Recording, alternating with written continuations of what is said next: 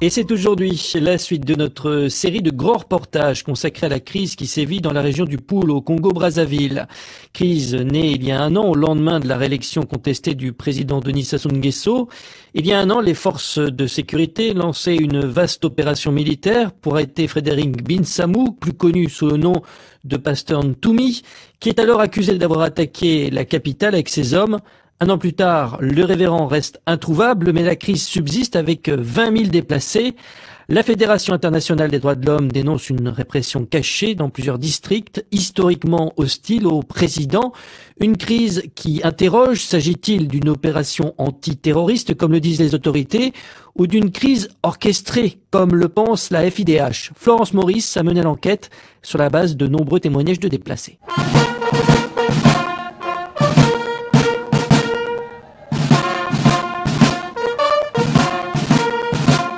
Octobre 2016 au Palais des Congrès de Brazzaville. La nation rend hommage à une quinzaine de militaires tués quelques jours plus tôt dans le département du Poul. À la tribune, Clément Mwamba, le Premier ministre, accuse les partisans de l'ancien chef rebelle Frédéric Binsamou, alias le Pasteur Ntoumi. Ils ont encore détruit, ils ont encore massacré, ils ont encore volé, ils ont encore pillé dans le département du Poul. Ce jour-là, cela fait près de 6 mois que les autorités ont lancé leur opération militaire dans le Poul. Objectif affiché, mettre la main sur le Pasteur Ntoumi, sous le coup d'un mandat d'arrêt, accusé d'avoir attaqué le sud de Brazzaville au lendemain de la présidentielle en avril 2016 et de mener depuis des attaques terroristes. Devant les familles de victimes éplorées, le ministre de la Communication Thierry Mongala redit toute la détermination du gouvernement à poursuivre la traque. Le peuple unanime, la nation éplorée, aujourd'hui demande justice et souhaite que les autorités compétentes mettent la main sur M. Binsamou et ses acolytes et procèdent à leur déferment auprès de la justice. Parce que trop c'est trop. Les autorités s'expriment rarement sur le Poul, le plus souvent pour dénoncer la barbarie des hommes du Pasteur Ntoumi, les combattants ninjas. Mais il y a une autre réalité à ce conflit, les souffrances des populations civiles, nombreuses à dénoncer la violence de la riposte des forces armées. Il y a eu bombardement à Kindanangwedi. J'étais ensemble avec ma famille, j'ai 4 gosses. Nous étions plus de centaines, mais alors que les autres, ils étaient morts sur place, calcinés en même temps, brûlés, des corps jonchés. Donc, il y a des gens qui ont perdu des vues, il y a les gens qui ont perdu des 4 membres, donc les intestins dehors. Alors, il fallait se cacher. Arnaud a cru se mettre à l'abri dans une maison abandonnée. Les militaires n'ont pas tardé à le retrouver. Il y avait des militaires qui ont envahi la zone, ont tapé la population, quoi. Ils tapaient, ils violaient, à l'œil nu comme ça, là. Donc, vraiment, c'était choquant. On m'avait licoté, on m'avait tapé, tout même là, le pied me fait mal. Il y avait des beurrés violets, il y avait des beurrés noirs, l'armée de terre, quoi. Alors, nous, on avait eu la chance de s'en sortir. Un sergent-chef, un adjudant, plus un capitaine, qui nous avait pris en sécurité, raison pour laquelle l'hélico nous avait ramenés ici, là, à Brazzaville. Les témoignages comme celui d'Arnaud ne sont pas rares. Ce chef de village, par exemple, lui aussi dit avoir été tabassé. Il préfère garder l'anonymat et taire certains détails par peur des représailles. Quand ils nous tabassent, ils disent que nous sommes des ninjas, nous sommes des complices, nous ne voulons pas montrer là où est Ntoumi. Tant que vous ne montrez pas là où est Ntoumi, vous n'aurez jamais la paix. Alors nous ne connaissons pas là où est Ntoumi. Les gens soutiennent le Pasteur Ntoumi ou pas? Non. La majorité ne le supporte pas. Et surtout en ce moment que nous parlons, nous, population, vraiment, on le nie.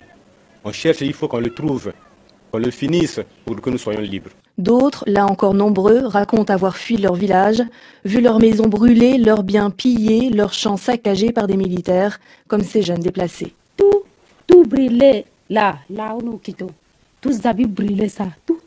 Les militaires. Ils ont brûlé vos habits? Ils ont brûlé tout. Ils ont brûlé les habits, oui. Ils ont cassé les maisons, donc il n'y a plus de maisons là-bas. Les maisons, on a levé des tôles, on a cassé des maisons, donc là-bas, il n'y a plus de maisons. Ni l'élevage, il n'y a plus les animaux, on a tout pillé. Il y avait des ninjas dans votre village? Non, seulement des militaires. C'est les militaires qui ont créé tout cela. Début 2017, coup sur coup, 2 rapports ont tiré la sonnette d'alarme. L'un signé de l'OCDH, l'Organisation congolaise des droits de l'homme, le second du département d'État américain. Les ninjas y sont accusés, eux aussi, de commettre de graves exactions, attaques, pillages, viols. Mais dans ces 2 rapports, la majorité des violences est imputée aux forces armées congolaises. Le 13 mai dernier, sur France 24, le président Sassou Nguesso a rejeté en bloc ces accusations. Bon, je ne peux pas empêcher quelque chose qui n'existe pas. Dans le pool, les populations qui y vivent sont sous la protection de la force publique. Donc le département d'État américain, les je ne suis pas sûr que le département d'État américain ait enquêté et envoyé une mission dans le pool. Je ne suis pas sûr. Je crois Ils inventent. C'est une grosse erreur. Bon, il y a beaucoup de phénomènes de manipulation dans le monde. Je ne reviens pas là-dessus. Je lance le défi à tous ceux qui ont publié ces rapports de venir au Congo et de se rendre dans le pool et d'entrer en contact avec les populations. Ce n'est pas faute d'avoir essayé. En une année de crise, Trézan Nzila, le président de l'OCDH, n'a pu se rendre qu'une seule fois dans le pool en juin dernier. Depuis, il tente en vain d'obtenir une autorisation. Nous avons demandé au ministre de la Justice qu'il y ait une mission d'enquête indépendante. Mais il n'a pas été favorable. Le CICR, les Nations Unies, l'Union européenne n'obtiennent pas d'autorisation officielle pour aller dans le pool. C'est un huis clos. Le CICR qui va, le Caritas qui va, s'arrête à Kinkala. Or, on a besoin d'aller au-delà de Kinkala, dans tout le département, sillonner tout le département du pool pour voir exactement ce qui se passe. J'ai l'impression que nos autorités font semblant de méconnaître la réalité dans le pool. En coulisses, les Nations Unies ont pourtant exprimé leur inquiétude elles aussi. L'été dernier, après des semaines de négociations, une équipe du Haut Commissariat aux droits de l'homme a enquêté à Brazzaville et dans quelques localités du pool. Ces conclusions n'ont pas été rendues publiques mais transmises aux autorités. Les extraits auxquels RFI a eu accès dépeignent un climat général de répression au Congo, indexent eux aussi les ninjas, mais surtout les forces armées, et demandent enfin une enquête impartiale et indépendante. Un simple détour par le marché total de Brazzaville suffit en tout cas pour mesurer l'ampleur du blocus que subit une partie du département. Sur les étals, après un an de crise, certaines denrées sont devenues rares et les prix ont flambé. Peut-être le manioc en coûte, c'est très cher. Tel que ça, là, c'est 5 000. Donc, vraiment, ça ne va pas. Avant, c'était 2 500. Il y a des produits qu'on ne trouve plus. Oui, tels que le charbon, on ne trouve plus, le foufou, c'est cher, tout. Ceux qui trouvent au village, tout ça, ça coûte cher. Et moi, le foufou. Achète-moi le foufou. À 3 000. Le pool, historiquement grenier de Brazzaville, débute aux portes de la capitale. Ce matin, on apprend que les bus en provenance de Gomatsetse, à 20 km de là, utilisés pour ravitailler le marché, ont cessé de circuler. Il n'y a plus rien. Il n'y a plus de bus qui viennent? Il n'y a plus de bus, rien. Les gens même ne sortent plus. Ils ne peuvent pas aller. Il y a les bus qu'on avait brûlés là-bas. Les gens ne viennent plus, ils sont dans le brousse. Il n'y a personne. Un peu plus loin, ce commerçant originaire de Massembo a dû venir à pied pour vendre sa marchandise. J'habite Massembo dans le pool. Pour expédier la marchandise vers ici, il n'y a plus de transport. Donc, le peu de marchandises que nous avons, nous devons les transporter à pied. Du coup, on peut seulement acheminer de toutes petites quantités. En plus, c'est très risqué. On peut être pris dans des embuscades, soit par les ninjas, soit par les militaires. Et les militaires qui sont sur place nous interdisent de transporter les marchandises vers la ville. À ses côtés, une villageoise, la cinquantaine, harassée, énervée. Elle arrive tout juste du pool. Elle décrit la pénurie alimentaire qui sévit sur place.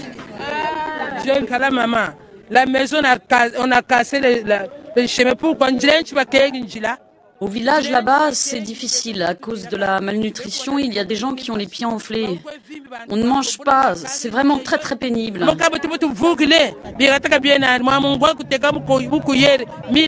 On a des pénuries, par exemple. Le sel, on nous vend une cuillère de sel à 1000 francs, alors qu'avant c'était 25. Et pour trouver de quoi manger, il faut se cacher et se faufiler dans la forêt, car les militaires et les forces de l'ordre qui sont sur place nous poursuivent partout. On prend des risques pour aller chercher de quoi manger. Il faut tout faire en cachette. Qu'est-ce qu'on a fait au pool pour subir ça? Je rentre plus. Je vais rester ici. L'atmosphère dans ces villages du Poul semble oppressante. Étienne, lui aussi, s'est échappé d'une localité touchée par la famine, mais il a dû déjouer la surveillance des militaires. Ça a été difficile de quitter, parce que là-bas, l'armée refuse à la population de sortir. Comme dans un enclos, donc vous pouvez même pas aller à 3 km de la gare. Donc vous êtes juste dans le village. Donc il n'y avait plus rien à manger. Même là, c'est avant-hier que j'ai appris qu'il y a encore eu un décès là. Deux déjà. Ils sont morts dans la maison. Qu'est-ce que les militaires vous disent pour expliquer qu'ils ne vous laissent pas sortir? Donc de peur que s'ils libèrent la population, qu'on vienne leur attaquer. C'est ça. Ils ne peuvent pas rester seuls dans le village. Non, on ne comprend pas pourquoi on nous garde. C'est devenu comme une punition. Parce qu'ils sont là pour la sécurité. D'après eux, ce qu'ils nous disent. Combien de Congolais vivent encore reclus dans ces villages? On l'ignore. Alphonse a pu fuir, mais il a laissé derrière lui sa mère, sa sœur et ses 2 neveux. En avril dernier, une trentaine de personnes atteintes de malnutrition, surtout des enfants, ont été exfiltrées vers Brazzaville par les autorités à bord d'un hélicoptère de l'armée. Un choc dans l'opinion. Guy Brice Parfait Kolela, député de Kinkala, la préfecture du Poul, et ancien candidat à la présidentielle, leur a rendu visite. C'est dommage que les caméras ne sont pas passées là pour filmer ces gens-là avec des cheveux roux, des ventres ballonnés. C'est grave. Certains de mes attachés sont encore à l'intérieur. Les commerçants ne peuvent pas accéder dans le Poul. Pour y accéder, il faut les laisser passer. C'est comme si on était dans la bande de Gaza. Et ces laissez-passer sont délivrés par les autorités militaires ou les autorités administratives. C'est ça ce qui se passe. Donc, moi, je ne pense pas que la traque d'une seule personne, de 4 individus, puisse amener à ce que tout un département ou 6-7 districts puissent être mis en difficulté. Je crois que le président de la République a une mauvaise fiche. Je conseillerais qu'il appelle les élus du département du Poul, qui vont lui dire la réalité, puisque nous vivons ça dans nos circonscriptions, au lieu de toujours écouter les rapports des militaires.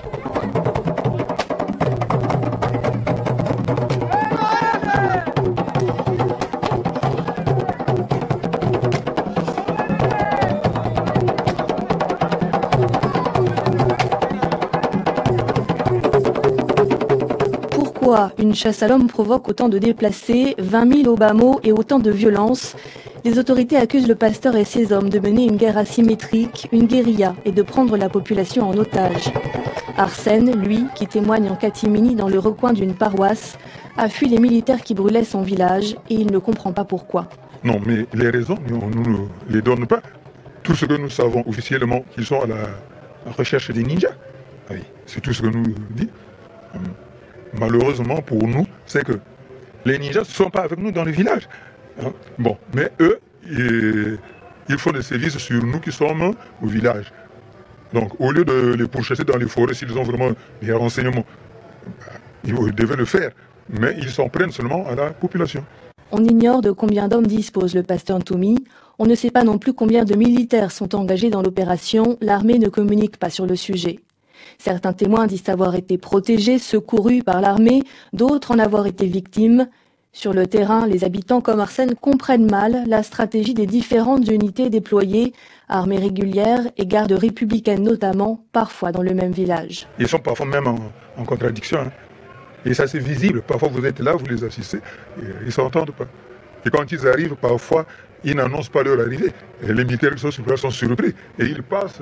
Oui. La garde républicaine, vous voulez dire? Oui, quand la garde républicaine arrive, il n'y a pas de mot de passe. Ils ne s'occupent même pas des militaires qui sont là.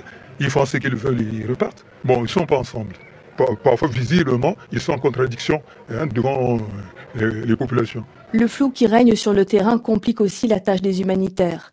Du jamais vu pour Alain Robert Moukouri, le président de Caritas Congo, dont l'organisation a pourtant assisté les populations durant les pires heures de la guerre civile. C'est pour la première fois qu'on n'arrive pas à accéder dans toutes les localités. En 1998, nos équipes arrivaient à avoir un consensus entre l'armée et les groupes ninja. Or, en ce moment, on a du mal à savoir avec qui dialoguer. Il ne peut pas avoir d'embuscade et vous êtes en face d'un groupe que vous ne savez pas qui est le leader. Et ça peut être plus compliqué. Les forces gouvernementales peuvent dire oui, vous pouvez aller, mais on a eu des cas où on a eu l'assurance d'aller, mais en chemin, on a été braqué par des gens qui étaient cagoulés. On ne sait pas qui. Aucun chiffre n'est disponible sur les pertes en vie humaine. Ponctuellement, les autorités déplorent des militaires tués. Les victimes civiles ne sont presque jamais évoquées. La crise s'enlise et les appels se multiplient pour réclamer l'ouverture d'un dialogue et un couloir humanitaire.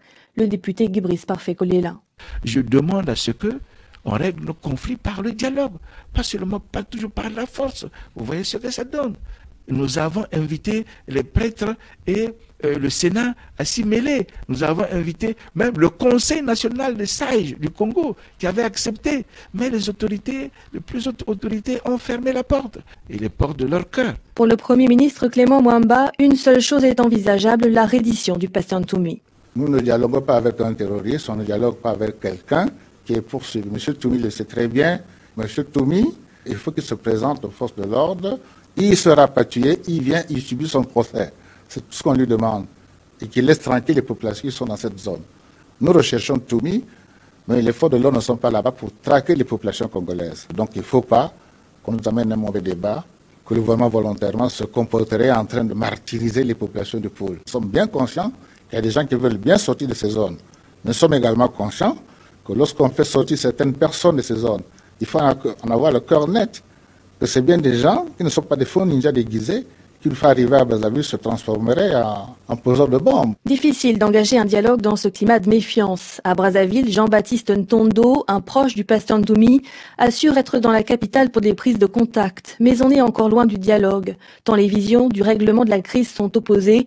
Le gouvernement prône une solution militaire, l'émissaire réclame un dialogue politique. Nous considérons que le référendum constitutionnel n'avait pas sa place.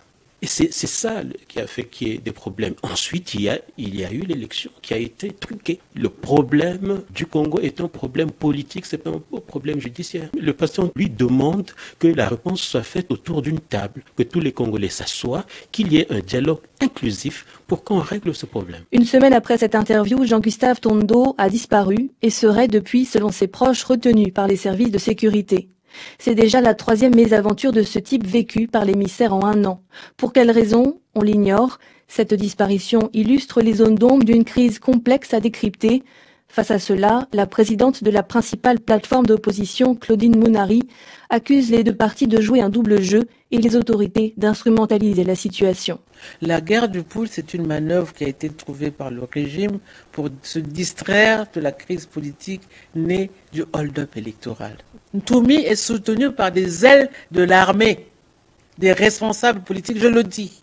Vous me direz, j'en ai pas les preuves. Oui, j'en ai pas les preuves, mais je me pose des questions de simple bon sens. Où est-ce qu'ils trouvent l'argent? Où est-ce qu'ils trouvent le carburant? Où est-ce qu'ils trouvent les munitions? Je pense qu'ici, il n'y a qu'une personne qui est habilitée à acheter les munitions, c'est le gouvernement. Vous estimez qu'il y a forcément des complicités? Mais bien sûr, il y a malice. Le projet est ailleurs. Vous savez, il y a beaucoup de choses cachées dans ce pays. Et peut-être qu'un jour, il faudra que tout ça qu'on fasse la lumière sur tout ça.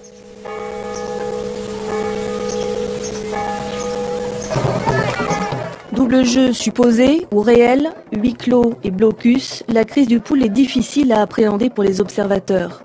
Dans le secret des chancelleries, beaucoup se demandent comment Brazzaville va pouvoir tenir des élections législatives en juillet dans de telles conditions. En avril, François Fall, représentant du secrétaire général des Nations Unies dans la région, est venu discrètement sur place pour tenter de faire bouger les lignes. Mais après une année de crise au Congo, beaucoup aimeraient que la communauté internationale formule désormais ses inquiétudes à haute voix.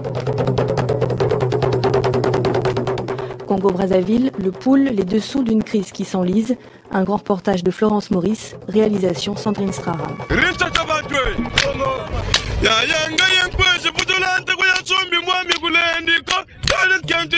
Mbongi